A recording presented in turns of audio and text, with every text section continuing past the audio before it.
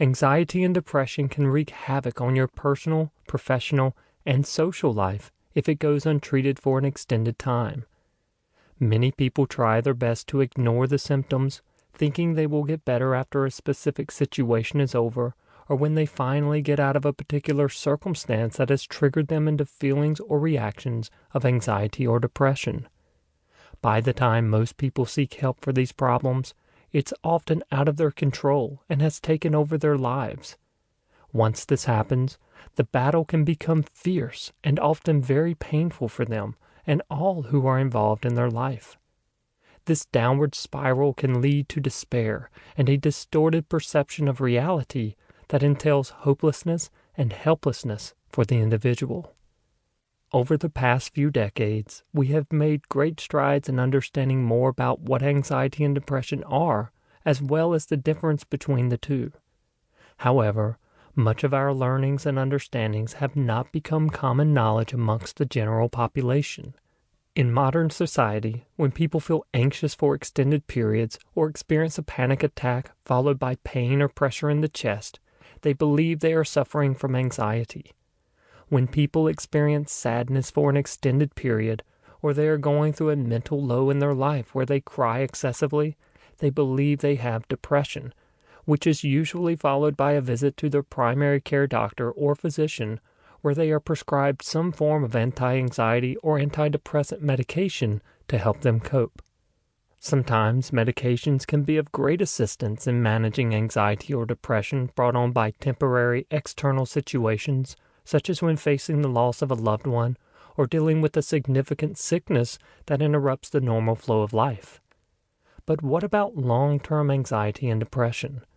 Or when you find yourself in repeated cycles that diminish the quality of your life? What about when anxiety and depression are commonplace in your everyday existence?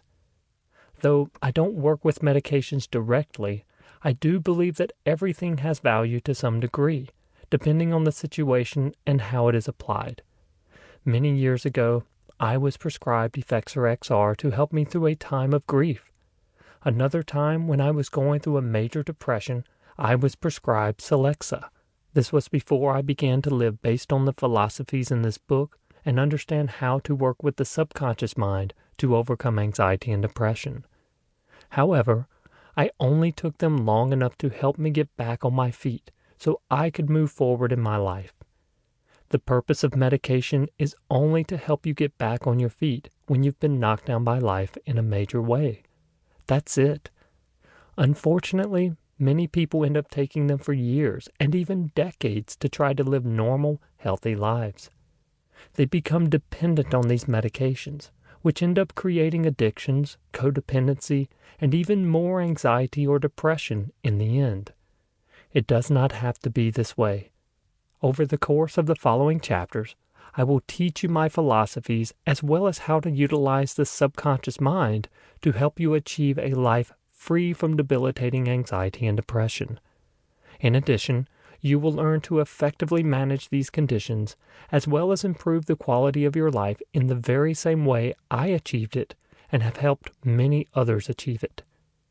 Whether you suffer from one of the many forms of anxiety such as general anxiety, social anxiety, agoraphobia, or even OCD, you can live a normal, healthy life.